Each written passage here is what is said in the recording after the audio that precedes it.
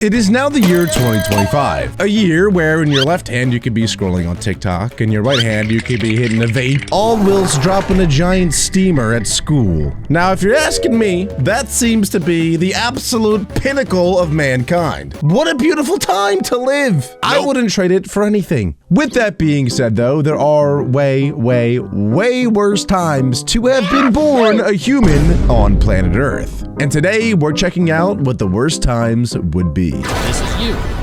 There's your dad, his dad, and his. Sheesh. Keep going. Soon you'll fly past powdered wigs, chainmail, mammoths, and eventually stumble upon a guy squatting in the dirt, chewing on a beetle. That was the ultimate Orifarm clout glazing era of all time. All right, back to the video. Trying not to die before sundown. That guy? That's your ancestor.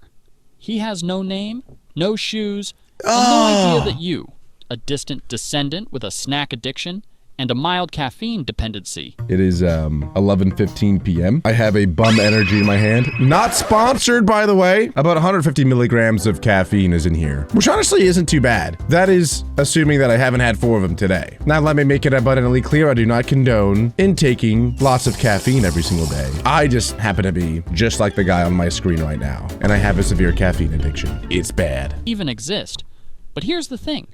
If that guy, or any one of the thousands of people in your ancestral chain had tripped at the wrong moment, oh, I wonder what killed, gotten eaten by something toothy, I don't know why I laughed at that. or just failed to reproduce, you wouldn't be here. You exist because 1,000 people before you didn't die when they should have.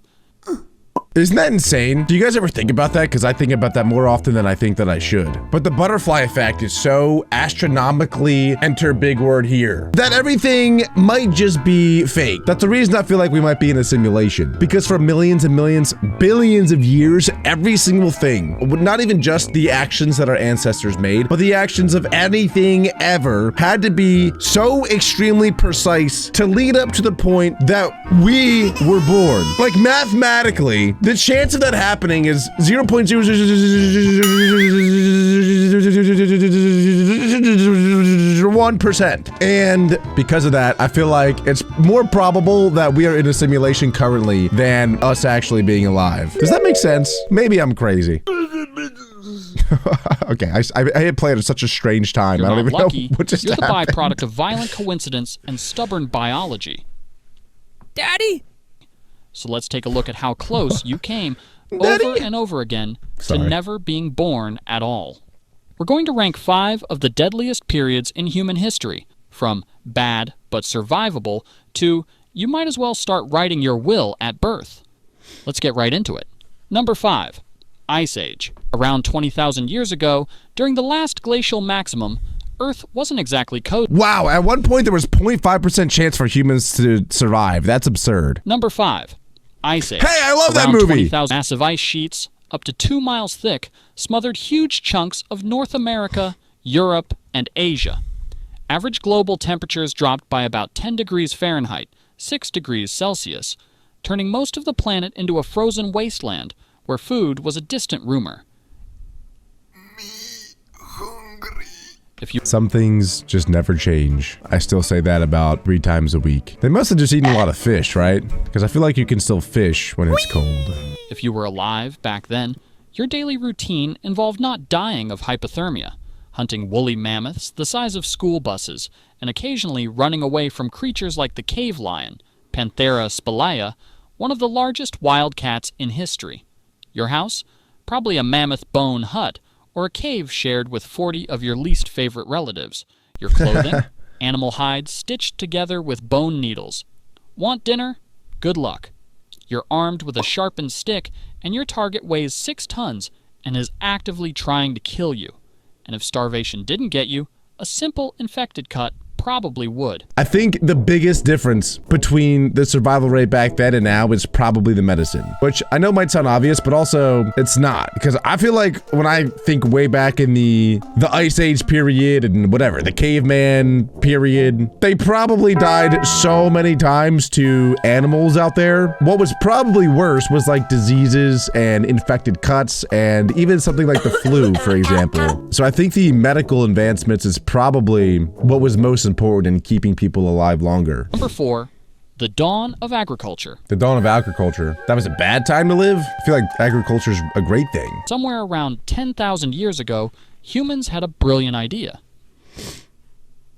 Bro, What's wrong, bro? It's me and I Adam. can't chase one more mammoth. My legs hurt. Bro, you don't even have legs. Come on, man. We're only 400 miles away if- from breakfast. Hear me out.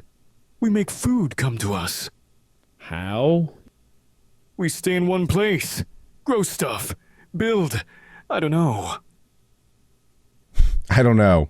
Welcome to the dawn of agriculture, also known as the moment when humanity accidentally made life way harder. Early farmers swapped the nomadic, hunting lifestyle for settling down in permanent villages, planting crops like wheat, barley, and lentils. Sounds smart, right? Well, it was, except for the part where it unleashed a buffet of new problems. Living close together meant diseases could now spread like wildfire. Your diet? Way worse. Less protein, more vitamin deficiencies, and your teeth basically rotted out of your face. And don't even get me started on crop failure.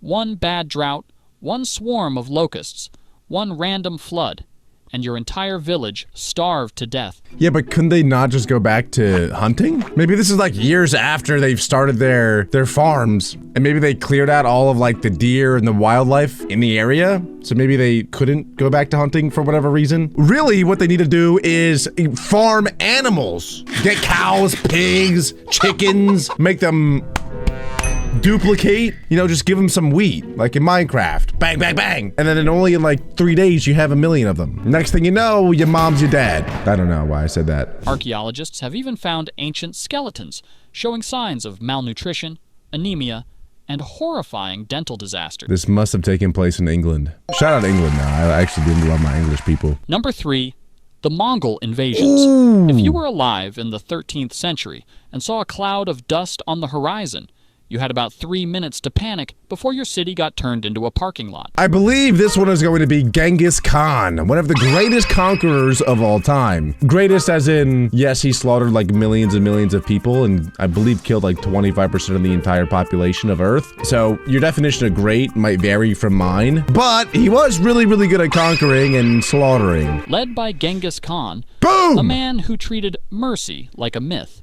the Mongols carved out the largest land empire in human history, stretching from China to Eastern Europe. Their strategy?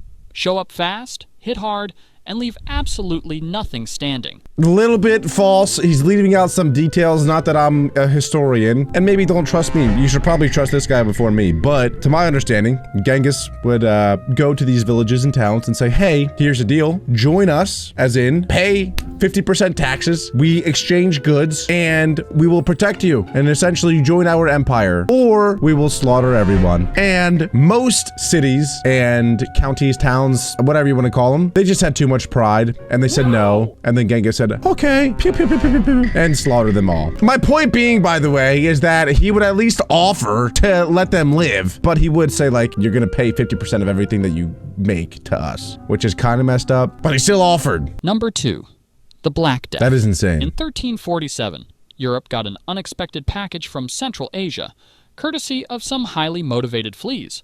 And things went downhill fast.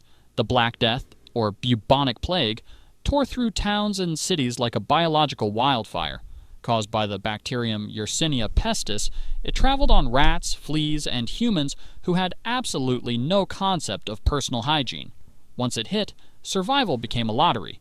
You could catch it from a handshake, a shared cup, or just by breathing the same medieval air as an infected guy.